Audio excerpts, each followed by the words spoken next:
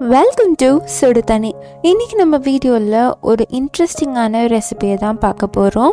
இது சப்பாத்தி, பூரி, தோசை இந்த மாதிரி எது கூட வேணாலும் சாப்பிடலாம். ரைஸ் கூடையும் ஒரு சைட் டிஷ் மாதிரி வச்சு சாப்பிட்றதுக்கும் ரொம்பவே நல்லாயிருக்கும். ஒரு சூப்பர் டூப்பரான காலா சன்னா மசாலா எப்படி பண்ணுறதுன்னு பார்க்க போகிறோம். இதோட இன்க்ரீடியன்ஸை நான் டிஸ்கிரிப்ஷன் பாக்ஸில் கொடுக்குறேன். இப்போ வாங்க சேர்ந்து சமைக்கலாம். ஃபர்ஸ்ட் இதுக்கு நான் 1 கப் சன்னாவை 8 மணி நேரம் ஊற வச்சு 6-7 விசில் வேக வச்சு எடுத்திருக்கேன். இதை இப்படி எடுத்து பார்த்திங்கன்னா நல்லா சாஃப்டாக வெந்திருக்கணும். இதை ஃபர்ஸ்ட் ரெடி பண்ணி வச்சுக்கோங்க. அடுத்து ஒரு கடாயில் 1 டேபிள் ஸ்பூன் எண்ணெய் சேர்த்துக்கலாம். இதில் 1 டீஸ்பூன் கடுகு, 1 டீஸ்பூன் சீரகம் சேர்த்துக்கோங்க. இது நல்லா பொரிஞ்சதுக்கப்புறமா இதில் 1 பிரிஞ்சி இலை சேர்த்துக்கலாம். கூடவே 1 பச்சை மிளகாய் சேர்த்துக்கிறேன். சேர்த்துட்டு லைட்டாக ஒரு தடவை மிக்ஸ் பண்ணி விட்டுட்டு இதோட 2 தக்காளியை நல்லா அரைச்சிட்டு இதில் சேர்த்துக்கோங்க. இந்த ரெசிபிக்கு நம்ம வெங்காயம் சேர்க்க போகிறதில்ல. ஸோ வெங்காயம் இல்லாமல் ஒரு கறி ரெசிபி தான் இன்றைக்கி நம்ம பார்க்க போகிறோம். இந்த தக்காளியை நல்லா மிக்ஸ் பண்ணி விட்டுட்டு இதோட பச்சை வாசனை போகிற அளவுக்கு நம்ம குக் பண்ணிக்கலாம். தக்காளி ஒரு 2-3 நிமிஷம் குக் ஆகிட்டு இருக்கும் போதே இதில் மசாலா சேர்த்துடலாம். 1/2 டீஸ்பூன் காஷ்மீரி மிளகாய் தூள், 1 டீஸ்பூன் சாதா மிளகாய் தூள், 1/2 டீஸ்பூன் மஞ்சள் தூள், 1/2 டீஸ்பூன் சீரகத்தூள், 1 1/2 டீஸ்பூன் மல்லித்தூள், 1/2 டீஸ்பூன் உப்பு. இது எல்லாத்தையும் சேர்த்துட்டு நல்லா மிக்ஸ் பண்ணிவிடுங்க.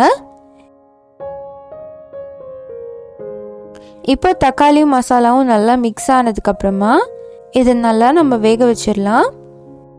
இப்போ இது ரொம்ப ராவாக இருக்கும். ஸோ ஒரு 10 நிமிஷமாவது லோ ஃப்ளேமில் வச்சு குக் பண்ணிக்கோங்க. இருக்கட்டும். இப்போ பார்த்தீங்கன்னா இது நல்லா குக் ஆகிடுச்சு. பச்சை வாசனைலாம் போய் சூப்பராக ரெடி ஆகிடுச்சு. இப்போ இதில் நம்ம வேக வச்சுருக்க பிளாக் சன்னாவை சேர்த்துடலாம். நல்லா மிக்ஸ் பண்ணிக்கோங்க. இப்போ இதை தண்ணியோடு சேர்த்துருக்கனால இதை கொஞ்சம் நேரம் ட்ரை ஆகிற வரைக்கும் நம்ம குக் பண்ணிக்கலாம். கடைசி அதில் கொஞ்சம் கரம் மசாலா சேர்த்துக்கிறேன்.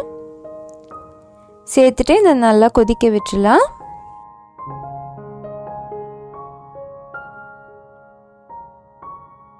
இப்போ பார்த்தீங்கன்னா ஒரு 10 நிமிஷம் ஆயிருக்கு. லோ ஃப்ளேம்லேயே வச்சு குக் பண்ணியிருக்கேன். நல்லா இது சூப்பராக ரெடி ஆயிடுச்சு. லாஸ்ட்டாக அதில் கார்னிஷிங்காக கொத்தமல்லி இலை சேர்த்துக்கிறேன். அவ்வளோதான், நம்மளோட காலா சன்னா மசாலா சூப்பராக ரெடி ஆகிடுச்சு. காலையில் அவசர அவசரமாக பண்ணுறதுக்கு இது ஒரு சூப்பரான ரெசிபி. நீங்கள் காலையில் பிரேக்ஃபாஸ்ட்டுக்கும் சரி லஞ்சுக்கும் சரி ஒரே ரெசிபியை நீங்கள் யூஸ் பண்ணிக்கலாம். ரொம்பவே டேஸ்ட்டாகவும் ஈஸியாக பண்ணக்கூடிய டிஷ் இது. கண்டிப்பாக இந்த ரெசிபியை நீங்களும் வீட்டில் ட்ரை பண்ணி பார்த்துட்டு எப்படி இருந்துச்சுன்னு சொல்லி கமெண்ட் பண்ணுங்கள். நான் இன்றைக்கி காலையில் தோசையோடு சர்வ் பண்ணேன். ரொம்பவே அட்டகாசமாக இருந்துச்சு. மத்தியானம் கர்ட் ரைஸோட சைட் டிஷ்ஷும் இதே தான். ஒரு 2-in-1 ரெசிபியை தான் இன்றைக்கி நம்ம பார்த்துருக்கோம்.